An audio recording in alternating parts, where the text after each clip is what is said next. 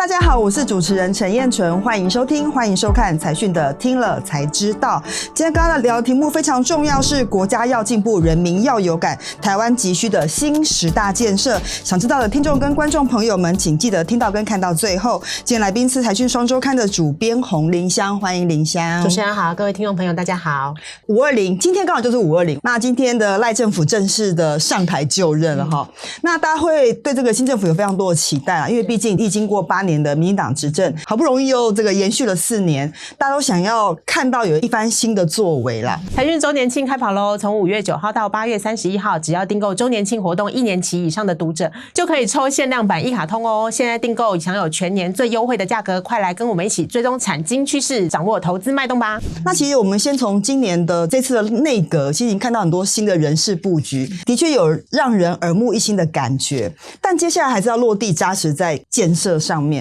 所以其实这次财讯的711期，我们提出了新政府的新10大建设。我想很多有年纪人大概都知道，以前蒋经国时代有个10大建设，对，那个时候林香还小啊哈，刚出生吧，我想。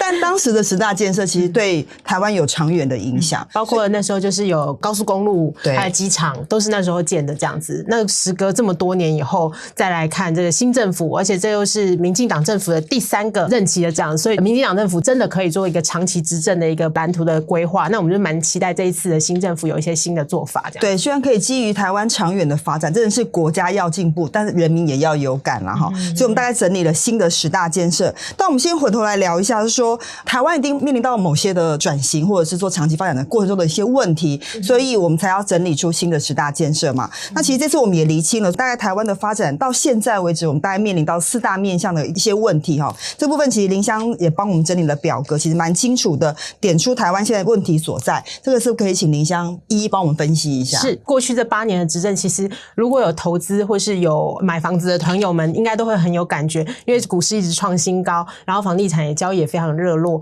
薪水好像涨了，但是呢，其实还有很多其他的问题，包括说就是通膨很有感觉，还有就是好像有些东西要更新，像我们的市容望出去还是一片很老旧破败这样子。其实外国人来台北都觉得，台北不是一个台湾的首善之区吗？为何建筑这么老旧？对，然后还有另外一个就是，就算是你有投资有赚到钱，那你还会觉得说你在市场上面好像看来看去都是 ETF，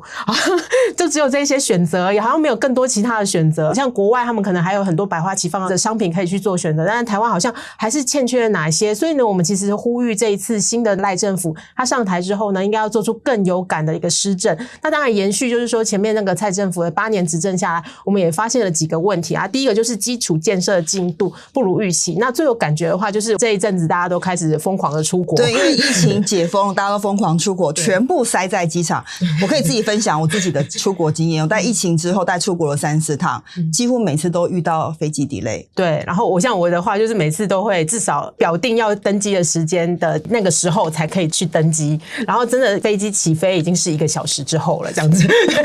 就是光是排队，然后等闸门，然后等什么的，就是已经是1个小时之后了。多坐1个小时很开心啊，就是在外面干等1个小时这样子。对，然后其实机场交通也没有什么新的更新，通关也很卡，然后拿行李啊什么都很卡。其实这就是让人民就觉得说，怎么会全世界各国都在迎接疫情解封之后的一个观光潮，那只有台湾这边好像还没有做好准备。所以我们就回去看了一下那个行政院预算中心，它就有针对国发会提出一个报告，就是说过去这8年台湾的基础建设的预算，因为其实在蔡政府任内他有提出一个前瞻基础建设，其实是要大幅的就是提升台湾的那个基础建设，加速它的进度这样子，然后不管是数位化、自动化或智慧化这些。但是呢，虽然说它的预算比马政府时期增加了80%，但是呢这进度却是蛮多都是处于落后的状态。我来念一下哦，这是林香整理，就是公共建设的支出在每年大概在4000亿到5000亿左右啦哈。从2019到2022年，那每年的执行率呢，它叫做预警占比，就是说没有执行的比率有多高的意思。好，那2019年的时候是38%，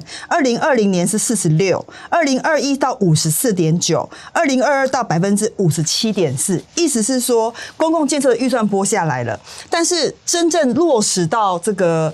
执行面可能还不到40%的意思嘛，因为有高达57.4%没有被执行，意思是这这样。所以这也是告诉我们说，为什么我们可以理解台湾可能早期的建设很不错，但到现在可能都年久失修，需要更新。所以这对我们来说是一个蛮重要的事情。事实上，美国现在也在做大基建，对，这就代表说，其实当一个先进国家发展到某个程度的时候，它可能要回去再做维修跟更新嘛。台湾现在也面临到一样的情况，过去的设备可能已经不堪使用了，所以我们就蛮呼吁说，其实这个新10大建设就应该要用在加速基础工程的更新跟新建上面，应该要加紧来做。对，这是第一个问题。那第二个问题呢？第二个问题就是有关于资金泛滥、缺乏引导。其实呢，大家虽然说这几年可能在股市或在投资上面有赚到钱的人，都会感觉到台湾钱淹脚目那种感觉又回来了。其实呢，因为我们大概有连续4年的那个超额储蓄都超过3兆，也就是说，其实这个市场上充满了很多腐烂的资金。那加上台湾就是央行啊长期低利率的状态，所以说其实大家在台币的部分的话，它都没有什么投资的标的，那可能就只有台股。那像美国人还可以买美债，那台湾就根本没有台债可以买，尤其是我们这样一般人这样子，我们就是其实真的是资金泛滥，缺乏引导。缺乏引导的另外一个证据就是说，我们投资率其实是低落的。虽然说在过去就是在马政府时期投资率更低，大概只有 18%， 就是相较于韩国的话，他们国内的投资率大概都可能到30%左右，但台湾长期以来就投资率低落。蔡政府后呢，政府就是大量投入基础建设的投资啊，还有就是民众比较愿意投资观念上面的改变，但是呢其实还是不够高，就是大概只有大概 24% 左右这样子。你要投资你还是要有一个标的和一个项目嘛，那所以说我们希望政府能够做一个引导的作用，把我们的台湾的民间的资金引导到它该去的地方。譬如说基础建设刚刚讲到了嘛，所以简单来讲就是台湾人很有钱，所以存款很高，对，但是他如何引导到真的对台湾对人民好的投资方向去跟建设上面去，这件事情我觉得是市政府要面对的事情。那第三个问题呢，就是有关于政府效能。那他刚刚有提到说基础建设的执行率比较低落，其实也跟我们政府效能没有完全发挥有关。那像我们台湾就是这几年做了很多组织改造的工作，像我们新设数位发展部，接下来可能也要成立体育部，把国科会降阶，然后还有卫福部做一些整合这样子。但是这些部会因为是新部会，所以一方面他们也在摸索他们可以做些什么事情。因为我们要从监管到发展这件事情上面还没有衔接得很好，所以其实我们在洛商的那个竞争力排名上面呢，虽然我们是整体排名是有提前的，但是我们在政府效能的这个排名上面，其实稍微一些细项上面是退步了一些。我自己觉得啦，就是说其实台湾政府对于监管这件事情很有心得，就是说我们很害怕犯错啦齁。当然它是基于保护人民权利的角度加强监管，但其实我们这几年都发现说，未来国家主导的产业政策一定会攸关到一个国家的竞争力，因为以后是产业政策的竞争啊，这个东西非常非常需要政府来做领头，就像美国会端出各种的产业政策一样，它是国家的力量来做，所以这就必须要更勇于承担，就是我除了防弊之外，我更需要心力，这件4个是非常重要的事情。所以这个政府效能的改造也是我们人民非常期待的事情。还有第4个问题，第4个问题就是大家现在非常有感，就是高龄化和少子化的问题。这样，那我们这边也有看出来，就是其实台湾这个迈入超高龄社会的速度越来越快了。像我们这边又看到，就是扶老比急速的攀升，那扶幼比的急速的下降。然后未来呢，整个台湾人总抚养比，就是年轻人他们要负担的压力也会更大。再加上就是我们刚刚讲到基础建设，还有我们房子啊，都是人老房子老，所以说其实真的很需要去更新这样子。而且加上最近真的是地震啊，然后还有极端气候的变化，这样我们需要打造一个更具韧性、更有永续观念的一个社会。那我们希望能够在政策上面能够更落实这一方面。台湾已经进入到生不如死的死亡交叉的一个人口结构，所以到底在面对这样的环境的时候，我们到底包括端出什么样的生育政策，包括我们要如何开放移民政策，这其实日本都已经先碰到了啦。这其实很多前车之鉴可以做参考。这一次在财讯的711期没有端出说，我们认为台湾需要新的10大建设，但是哪主要的10大项目啊？好，10大建设呢，就是我们总和了我们大概有4个面向的那个问题要去解决，往下延伸，就是说我们落实到建设上面的话，会有哪10项呢？首先呢，就是要统合防卫资源，制定台湾的国家安全策略。第2个呢，就是强化能源韧性，勇敢让核3延役。3、建立防诈生态系，尽速立法提高诈骗刑责。4、松绑货币政策，修法厘清中央银行的定位。5. 落实租税正义，调整税收结构，照护受薪族。6. 整合资本市场，催生台湾交易所集团。7. 启动政府再造，体育署应升格为体育部。8. 打造安全家园，加速老屋重建审议流程。9. 改善人口结构，降低移民门槛，增加劳动力。10. 优化照护政策，制定高龄者住宅政策。对，这10项的建议新10大建设，其实我们在内文里面都有详尽的解说，说我们的主张是什么。但我觉得里面有几点特别值得挑出来大家聊一下哈。最近这个电的问题哈，大家一定应该是讨论非常的热烈。最近好像桃园一直被停电嘛，前阵子新北又停电了这样，所以电网韧性这件事情一直被大家所关注哈。上次我碰到一个企业老板，他就是说，其实这几年是因为其实传统制造业并不是非常好，所以用电量并不是很大。他们是很担心说，当景气真的恢复的时候，这个产能全开的时候，电到底够不够？他们会有点担心啦。对。所以其实这次我们提出的这个观点跟主张，就是勇敢让核三演绎啦。就在这个电网韧性跟永续绿能的过程中，我们要取得一个平衡点嘛。因为电力现在已经变成一个国家安全的重要的这个物资了，对不对？对啊，所以这个部分你们去访核之后，他们怎么说的？去年我们也曾经做过一个就是能源危机50年的一个题目，这样那时候童子贤他就有提到说，就是核能不是全民公敌，全球暖化才是全民公敌。那这件事情就是一直放在我们心里面，从去年的那个气候高峰会就已经开始在讨论核能这件事情了。因为虽然核能还不是一个没有被放在再生能源里面这样子，因为可能会有核废料处理啊、存放啊这些问题。因为再生能源必须要可以重复使用嘛，这个核能到目前为止并不符合这样的条件。对，但是呢，其实更急迫的问题就可能要先减碳这件事情，就在2030年之前要优先减碳。我们现在的努力的减碳就是为了要让在2030年之前就是达到温度上升摄氏1.5度 C 以内的目标这样子。虽然说可能有人认为说永续啊、低碳啊、净零啊这些可能是成本，但是其实蛮多的企业也是认为说永续才是台湾企业能够真正走出去展现他们全球竞争力的一个新的机会。那像赖清德他在上任之前还有展开一个信赖之旅嘛，他到中钢的时候他就特别提到说，台湾真的必须要走向净零碳排，才能够让世界再重新纳入台湾。因为现在台湾还不是一个气候公约缔约国，所以呢常常在那个讨论减碳要减多少量的时候都会被排除在外。但是我们不能够因为这样就消极的否定自己，反而应该要更积极的作为，让世界看到我们就是我们不是只会制造，我们还可以做减碳这件事情。那我觉得在新的政府上面，核能可能是一个很重要的一个background 这样子。对对，因为台湾其实过去都非常强调非核家园，但是我们可以看看全球的趋势哈。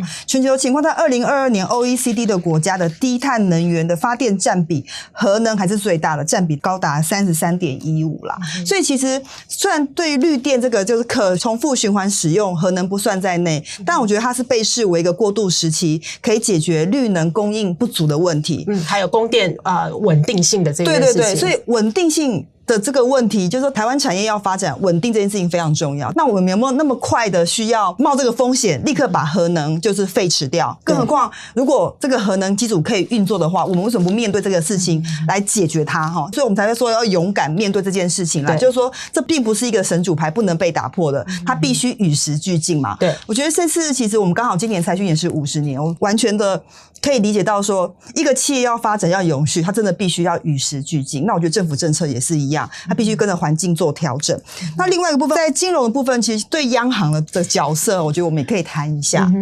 对，其实呢，我们从之前就一直在关注那个央行的政策，那就像美国联准会的角色一样，但台湾的央行相对来说是比较僵化的。长期以来，从彭淮南的那20年以及2018年杨金龙总裁上任之后，其实不管是利率还是汇率，都是处于比较低的一个状态这样子。那大家常常都会去检讨说，就是为什么央行要一直压低那个利率政策？因为它其实它背负了一个缴库压力的一个问题啦。因为中央银行竟然其实是被视为一个国营机构的概念，国营企业的概念，对，所以它就有缴库压力。对，就是我们的国营企业那个管理办法上面就是说，只要你有盈余，你就要缴库。那其实曾经就是在彭淮南时期，就是中央银行它缴库的占比就占整体总税收的大概将近1%。你就可以知道，就是说我们政府有多么依赖央行的盈余缴库了。对，所以说其实也是因为这样，所以就央行总裁都是一直非常有权威性。在国外的话，因为其实央行总裁应该是独立行使他的职权，这样他不应该要服务这个政府，他应该服务整个社会。他的重要目的是要稳定金融环境，然后就是维持这个秩序，然后压抑通膨，而不是就是靠着就是补充政府的税收，然后就把利率的和汇率都压得很低，然后来执行一些套利的策略，然后来就是可以缴库这样子。所以它是定位有点不清楚了，到底央行应该扮演什么样的角色？这件事情我觉得应该要重新思考一下。对，其实美其名就是说，过去的央行的双利政策是相对稳定，但因为时代改变了，回到还是讲时代真的已经变了，这个以后要有更有弹性。更何况，其实很多人都讲，那天我就也去访了一个这个地产的老板，他讲得非常非常清楚，他说长期的低利率就是推升房价的重要推手。对。